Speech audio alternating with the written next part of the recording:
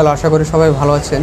বাংলাদেশের জনপ্রিয় অভিনেত্রী রুনা খানের দুইটি সিনেমা মুক্তির অপেক্ষায় আছে। একটি হচ্ছে মাসুদ প্রতীকের বক, আরেকটি হচ্ছে কৌশিক শঙ্কর দাসের দাফনৌকি। এবং এর মধ্যে এসেছে ঘোষণা নতুন সিনেমা, যার নাম হচ্ছে লীলামন্তন। সিনেমাটা পরিচালনা করবেন জাহিদ হোসেন।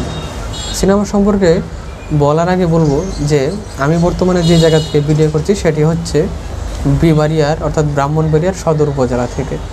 এখানে অর্থাৎ এই সদরের মধ্যে একটি জায়গা রয়েছে যার নাম হচ্ছে গোকর্ণঘাট। গোকর্ণঘাট ব্রিজের এই পার হচ্ছে অর্থাৎ ব্রিজের বা গোকর্ণঘাট যে নদী রয়েছে তিতাস নদী, সেটির এক পাশ হচ্ছে সদর উপজেলা আর অন্য পাশ হচ্ছে নাম হচ্ছে রসুলপুর, যেটা মূলত নবীনগর উপজেলার মধ্যে পড়ে, কিন্তু সদর থেকে কাছে, নবীনগরের চাইতেও সদর থেকে কাছে।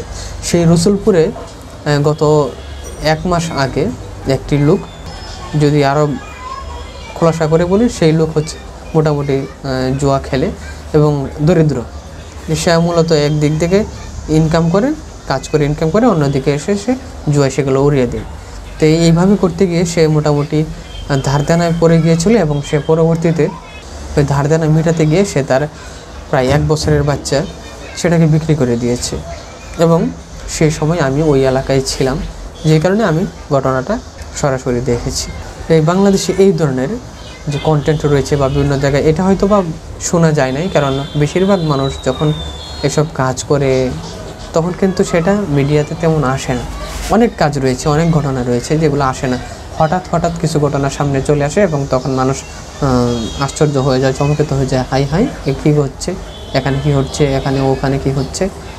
এইরকম মানুষ নিজে থেকে মানুষ আশপাশে দেখে না, মিডিয়াতে আসলে দেখে না, এগুলার খোঁজখবরটি নেয় না। সে যাই হোক, তো এইরকম বিভিন্ন ধরনের ঘটনা ঘটে থাকে এবং বাস্তবেই ঘটে। জাহিদ হোসেন বলেছেন যে বাংলাদেশের বিভিন্ন সময় বিভিন্ন ঘটনা শোনা যায় যেগুলোতে মানুষ অর্থের অভাবে হোক বা বিভিন্ন কারণে হোক তাদের বাচ্চাদের বিক্রি করে দেয়, অথবা অনেক সময় শিশু পাচারের কথাও শোনা যায়।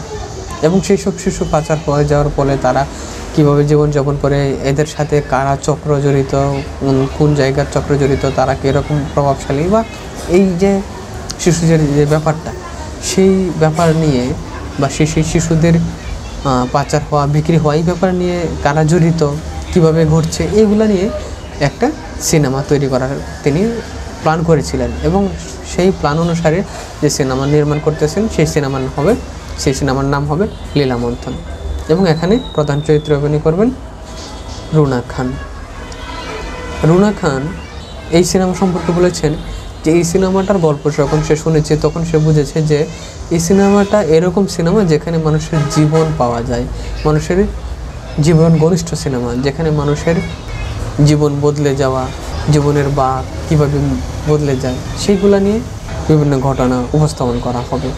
এই রকম বিভিন্ন ঘটনা উপস্থাপন যেখানে মানুষের জীবন উপস্থিত থাকে, সেই ধরনের সিনেমাতে কাজ করতে খুবই তিনি আন্তরিকতা অনুভব করেন।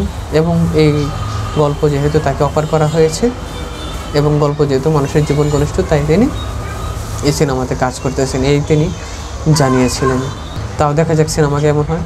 তবে বলবো যে সিনেমার টপিক অত্যন্ত ভালো, কিন্তু কথা হচ্ছে যে শুধু সিনেমার টপিক ভালো হইলে হবে না, সিনেমার উপস্থাপনা যদি সুন্দর হয়, সবার পারফরমেন্স যদি ভালো, এখানে যারা অভিনেতা রয়েছে বা যাদের নাম বললাম সবাই ভালো অভিনেতা, কিন্তু গল্প উপস্থাপনা সুন্দর হতে হবে। যদি গল্প উপস্থাপনা সুন্দর হয় তাহলেই মানুষ এগুলো দেখবে, আর না হয় সিনেমা মুক্তি পাবে কেউ জানবেই না, কারণ মানুষ তো এগুলা টাচই করবে না।